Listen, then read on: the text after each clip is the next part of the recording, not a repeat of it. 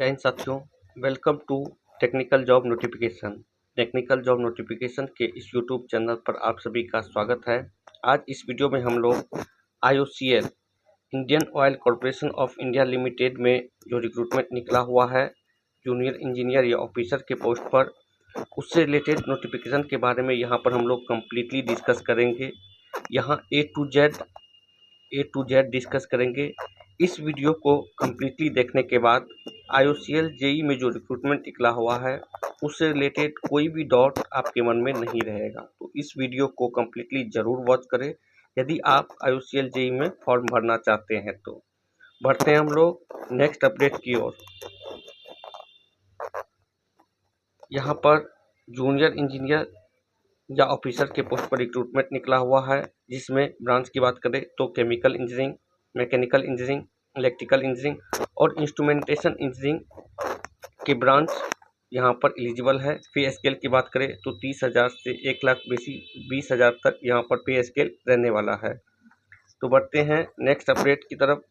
यहाँ पर ब्रांच की बात करें तो केमिकल इंजीनियरिंग में सब ब्रांच भी यहाँ पर दिया हुआ है। केमिकल में आपके पास या तो आपने केमिकल इंजीनियरिंग में डिप्लोमा कर रखा हो, या केमिकल टेक्नोलॉजी में, केमिकल टेक्नोलॉजी फर्टिलाइजर्स में, या पेट्रोकेमिकल इंजीनियरिंग में, या पेट्रोकेमिकल टेक्नोलॉजी में, या रिफाइनरी एंड पेट्रोकेमिकल इंजीनियरिंग में आपने डिप्लोमा कर रखा हो तो आप एलिजिबल हो। साथ ही साथ यहाँ पर मैकेनिकल और इलेक्ट्रिकल में भी मैकेनिकल में यहाँ पर कोई भी सब ब्रांच एलिजिबल नहीं है। तो यदि आपने मैकेनिकल में डिप्लोमा कर रखा हो तो आप एलिजिबल हो। इलेक्ट्रिकल में यदि आपने इलेक्ट्रिकल में डिप्लोमा कर रखा हो, या फिर इलेक्ट्रिकल एंड इलेक्ट्रॉनिक्स में, इलेक्ट्रिकल पावर सिस्टम में, या इलेक्ट्रिकल इंजीनियरिंग इंडस्ट्रियल कंट्रोल में आप डिप्लोमा कर रखा हो तो आप इस पोस्ट के लिए एलिजिबल हो।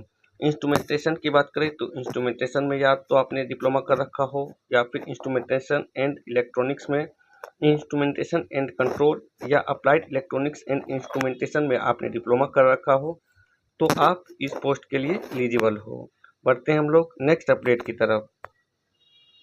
यहाँ पर फाइनल ईयर के जो स्टूडेंट है वो एलिजिबल है, बट आपका मार्कशीट जो है 31 अक्टूबर 2025 से पहले होना चाहिए। मार्कशीट पर जो डेट रहता है वो 31 अक्टूबर 2025 से आपके पास होनी चाहिए, तब आप इस पोस्ट के लिए एलिजिबल हो। यहाँ पर जो स्टूडेंट डिप्लोमा लेटरल एंट्री के थ्रू किए हुए हैं वो या तो 12th या फिर ITI के बाद डायरेक्ट लेटरल एंट्री के थ्रू डिप्लोमा किए हैं, वो भी स्टूडेंट यहाँ पर इस पोस्ट के लिए एलिजिबल है। साथ ही साथ यहाँ पर जो स्टूडेंट BE या BTech कर रखे हैं वो क्लियरली यहाँ लिखा हुआ है कि सेल नॉट बी एलिजिबल, वो इस पोस्ट जूनियर इंजीनियर के पोस्ट के लिए एलिजिबल नहीं है। बढ़ते हम लोग नेक्स्ट अपडेट की तरफ।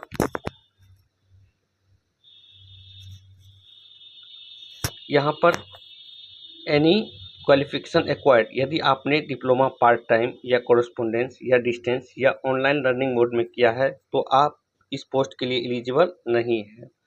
यहाँ पर एज की बात करें तो जनरल या EWS के लिए 1 जुलाई 1999 से आपका पहले जन्म नहीं होना चाहिए, और OBC के बात करें तो 1 जुलाई 1996 से पहले आपका जन्म नहीं होना चाहिए। SC ST के लिए 1 जुलाई और 1994 से पहले आपका जन्म तिथि नहीं होना चाहिए। यदि आपका जन्म तिथि इससे पहले है तो आप इस पोस्ट के लिए एलिजिबल नहीं हो। बढ़ते हम लोग नेक्स्ट अपडेट की तरफ।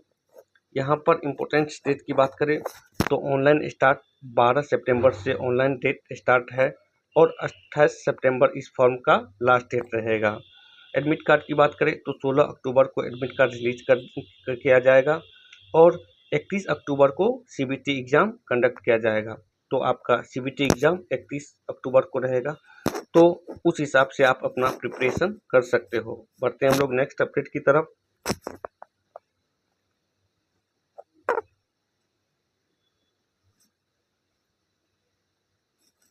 नेक्स्ट अपडेट यहाँ पर selection and short listing process से रिलेटेड है।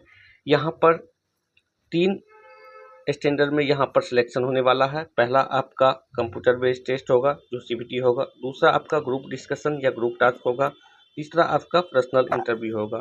तो 3 स्टैंडर्ड पर यहाँ सिलेक्शन फाइनली होने वाला है।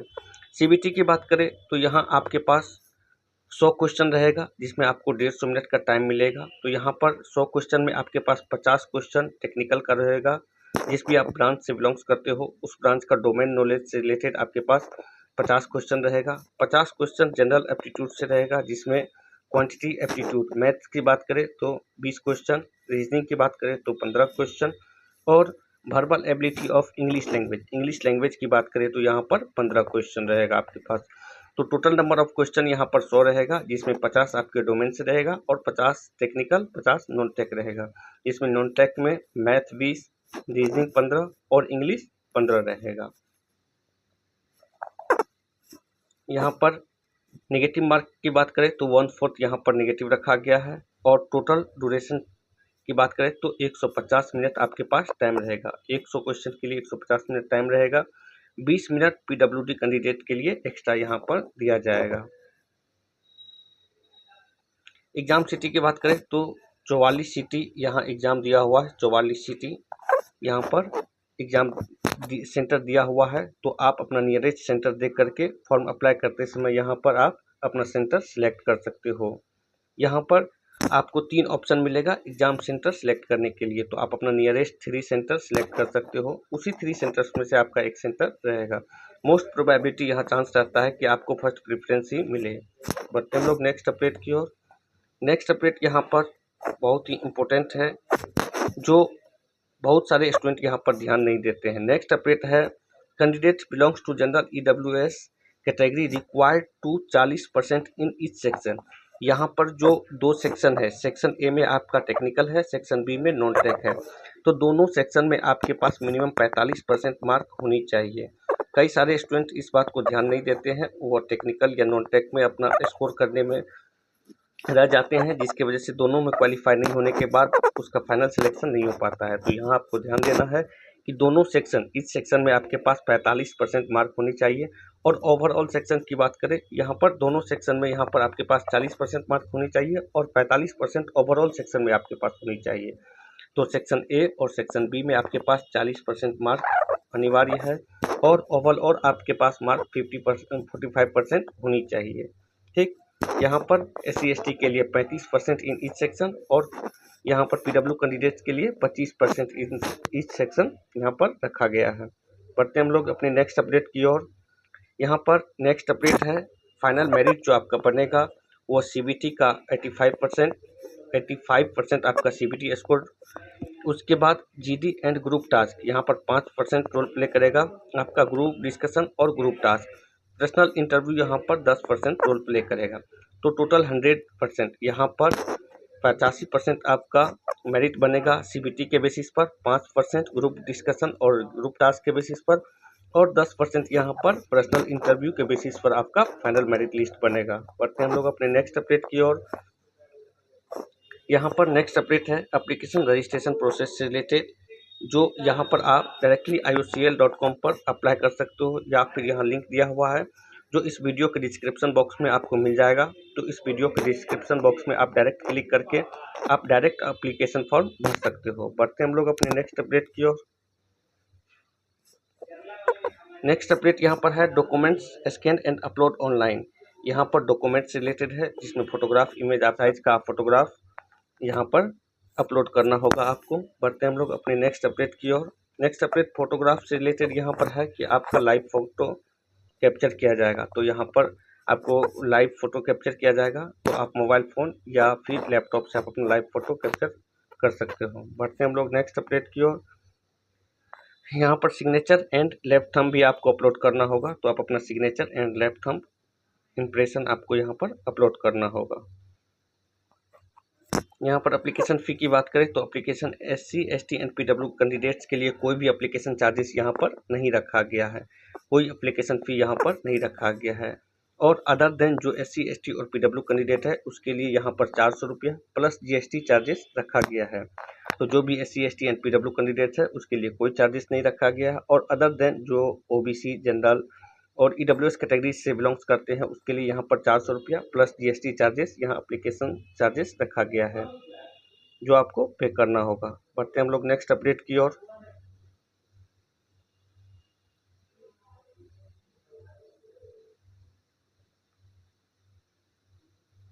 यहाँ placement of and nature of job की बात करें तो यहाँ पर ऑल ओवर इंडिया में आपका कहीं भी पोस्टिंग हो सकता है। इसमें बात करें तो रिफाइनरी डिवीजन में भी आपका पोस्टिंग हो सकता है, मार्केटिंग डिवीजन में पोस्टिंग हो सकता है, पाइपलाइन डिवीजन में पोस्टिंग हो सकता है और बिजनेस डेवलपमेंट।